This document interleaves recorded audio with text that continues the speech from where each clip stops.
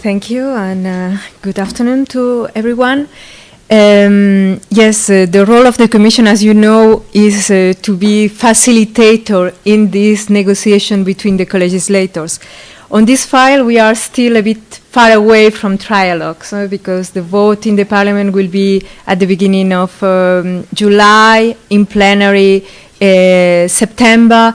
On the Council side, the Danish presidency will not manage to reach a general approach, but hopefully the Cypriot presidency will be in early autumn be able to do that in order to achieve the goal that was set by the European heads of state and government at the beginning of March, meaning political agreement by the end of the year. So on the Commission side, you can count on the Commission in order to try to broker this consensus, right consensus, and a good balance in the proposal.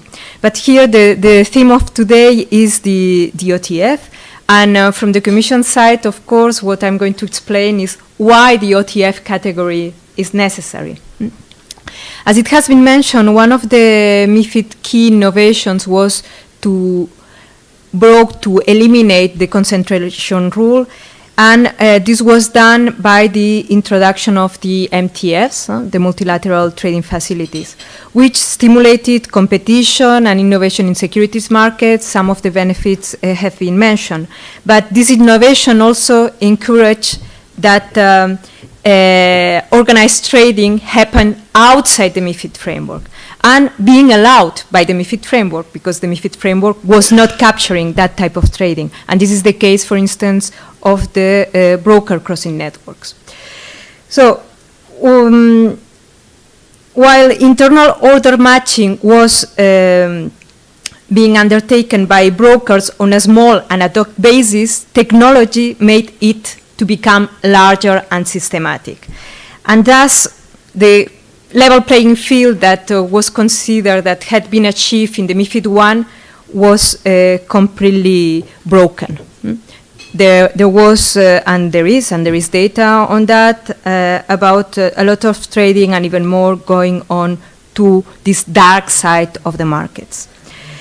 Further, in light of the financial crisis, it becomes not acceptable from a point of view of the economic and social perspective to leave significant areas of the markets unregulated and opaque. So this is the reason why the European Commission introduced in the proposal this new category, the organized trading facilities. And this is one of the key elements to address this concern. The category has been broadly defined in order to capture all these organized trading venues outside the current MiFID categories, and it's drafted in a way that it should capture all systems that brings together buying and selling interest on an organized basis. This definition is flexible enough in order to ensure a dynamic regime that can adapt to future innovations. Therefore, it should be future-proof, which is the intention, in order to preserve this level playing field. And also, one of the reasons why the OTF has been introduced is because now in the MiFID II, in the MiFID proposals, we are broadening the scope of transparency in the non-equities area. This comes not only from a Commission unique policy objective, but it's something that is required by the G20, the global agenda, in the G20 commitments. And in one of the G20 commitments is to trade the standardized derivative contracts on organized venues and electronic venues, and to introduce further transparency. Therefore, through the OTF, we are capturing also this G20 commitment in order to address the mandatory trading of these standardized derivatives, not only in regulated markets and MTFs, which are the legally recognized today venues, but also in this other venue that has a different nature. One of our guiding principles is that wherever the same business is conducted, the same rules should apply in order to ensure a level playing field. Also in order to eliminate any incentive for regulatory arbitrage. Therefore, the creation of this third multilateral category, because we are talking here about, from the Commission perspective, multilateral categories in the sense of bringing together multiple buying and selling interests, it is necessary to introduce a level playing field in the rules that apply to this, meaning that the transparency requirements should be the same for all the venues, and should be the same how? They should be the same because these transparency requirements, pre-trade and post-trade transparency requirements, are not linked to the venue itself, but they are linked to the specific financial instrument. Therefore, if for a specific financial instruments there are pre-trade transparency requirements and specific pre-trade transparency requirements, these pre-trade transparency requirements should apply in any of the venues where these instruments are going to be traded. In addition, organizational and market surveillance rules should be the same for the three categories of venues. And the important non-discretionary access rules should also apply to OTF. Although we have to take into account that OTFs are run by brokers, investment firms, that have their license as investment firms, and therefore these investment firms, they have their clients, but they will have to set the specific objective requirements for access to their venues, that they should be the same for everyone. That's why we are talking about non-discretionary access also. And just to say that today regulated markets and MTFs, they do the same. They have their rules in order to become members of those markets. However, there is a distinctive element, because otherwise why we would need the OTF, and what is the difference between the OTF, the regulated markets, and the MTFs? So the difference is that in the OTF, they will have discretion about how the transactions are going to be executed.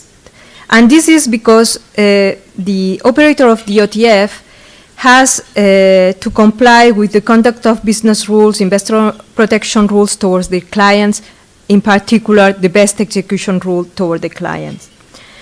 Therefore, the OTF, when receiving orders, will have first to decide on the basis of this best execution rule, and this is the discretionary execution element that in the Commission proposal we have introduced. We'll have to decide where this order has to be executed in order to comply with the best execution rule for the client, meaning in a regulated market, in an MTF, in the OTF, or even in the SI, in the systematic internalizer system.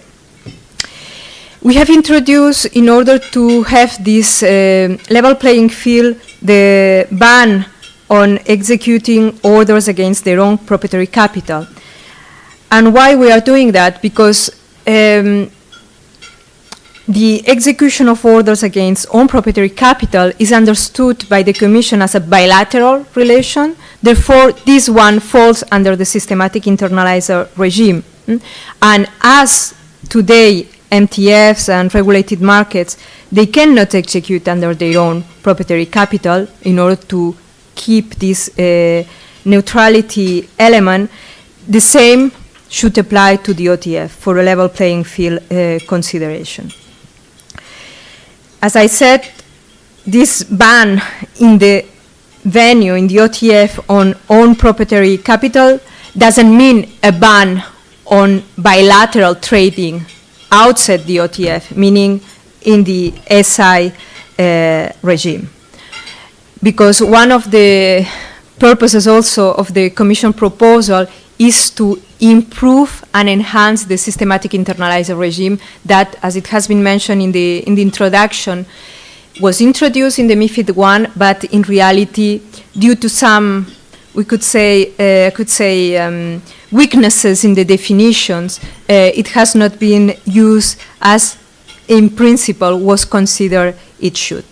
Therefore, just to sum up, from the Commission side, we consider that the Commission proposal establishes a well-structured market structure, introducing this new category that brings into the regulated side, so into also the lit markets, some part of the market that today is on the dark side, and that it's necessary to bring into the lit markets. And we consider that the key element on pre-transparency requirements, as I said, these pre-transparency requirements are linked to the specific financial instruments, and in the proposal we have given powers to the Commission to develop in the level 2 measures, the delegated act, the further calibration concerning these transparency requirements. And this further calibration and also additional waivers, in particular in the field of the non-equities, will have to take into account liquidities and specificities of the specific market concerning a specific financial instrument. To say that through the discussions, the preliminary discussions, because these are only preliminary discussions, that the ones we have had until now, both in the European Parliament and the Council, there is a will from the co-legislators to reinforce in the level 1 this calibration concerning pre-trade transparency requirements for non-equities, and not to leave all the discretion, put it this way, to the Commission in order to set these criteria into the delegated act. So I think that the debate concerning the OTF is very much linked to the debate on pre-transparency, and this will be dealt in the next debate organized by QUET in a few weeks' time. I don't know whether it is next week, but it's just today. I think that we are starting a debate that will be continued in the next event. Thank you.